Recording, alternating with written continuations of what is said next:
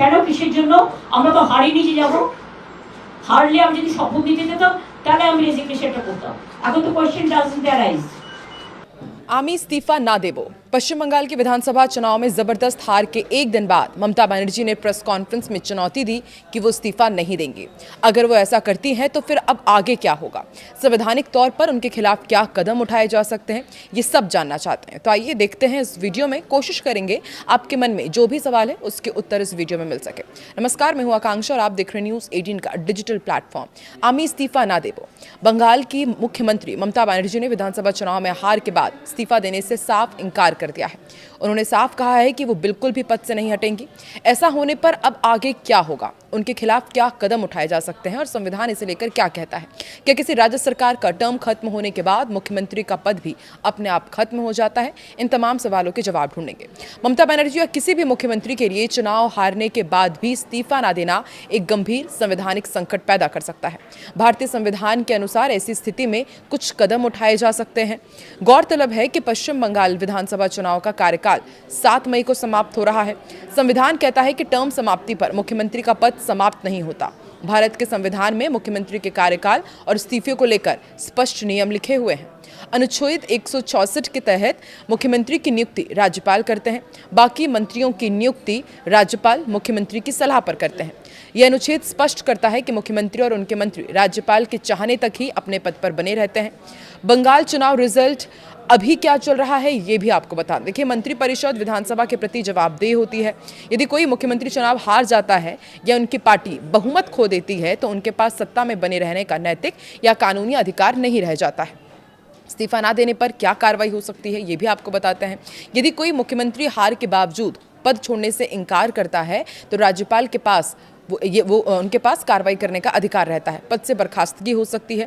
राज्यपाल मुख्यमंत्री को बर्खास्त कर सकते हैं, चूंकि मुख्यमंत्री राज्यपाल के प्रसाद पर्यंत पद पर होते हैं। इसलिए बहुमत खोने या फिर चुनाव हारने के बाद इस्तीफा ना देना संवैधानिक मशीनरी की विफलता माना जाता है और राज्यपाल उन्हें पद से हटा सकते हैं। विश्वास मत भी यहाँ पर उसको लेकर के भी अटकलें तेज हो जाती हैं। राज्यपाल मुख्यमंत्री को सदन में बहुमत साबित करने के लिए कह सकते हैं। यदि वो हार चुकी हैं तो वो बहुमत साबित कर नहीं पाएंगी और सदन में अविश्वास प्रस्ताव के जरिए उन्हें हटाया जा सकेगा।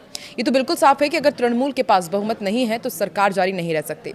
ममता बस नई विधानसभा के गठन तक केयरटेकर मुख्यमंत्री के रूप में बनी रह सकती हैं। जैसे ही नतीजों की आधिकारिक अधिसूचना होती है, राज्यपाल बहुमत दल को सरकार बनाने का न्योता दे सकते हैं। उस स्थिति में उन्हें पद छोड़ना ही होगा।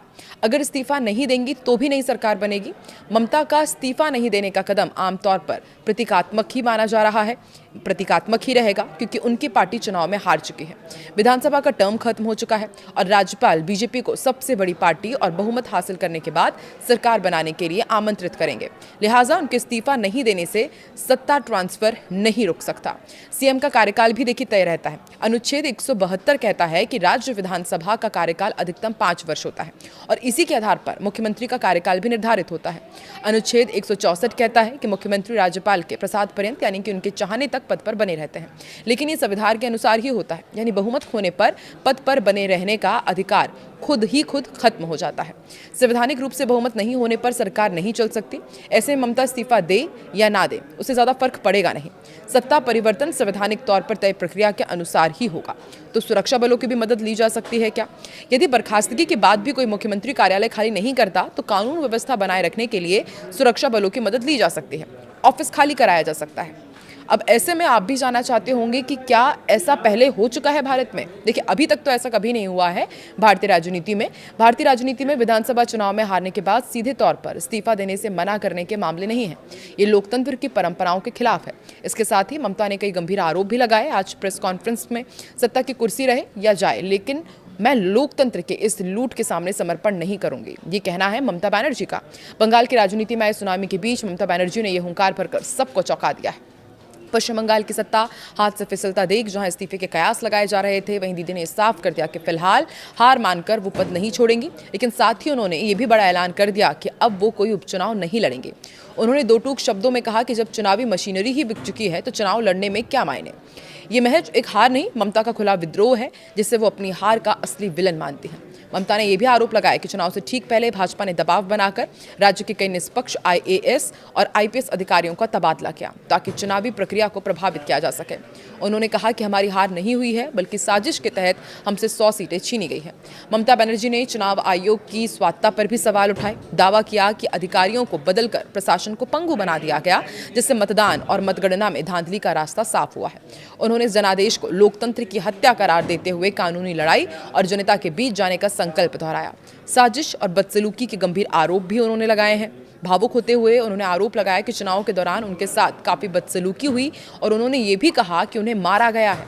चुनावी प्रक्रिया पर सवाल उठाए और कहा कि भाजपा ने पूरी सरकारी मशीनरी और चुनाव आयोग के साथ मिलकर फिक्सिंग की है। आपको क्या लगता है कि चुनाव आयोग के साथ मिलकर क्या वाकई सरकारी मशीनरी का दुरुपयोग किया गया, या फिर एक बार फिर से सुर्खियों में बने रहने के लिए ममता बनर्जी ने साफ कर दिया है कि वो इस्तीफा नहीं देंगी? और अब आगे राज्यपाल क्या कदम उठाते हैं, कमेंट सेक्शन में अपनी राय जरूर दें।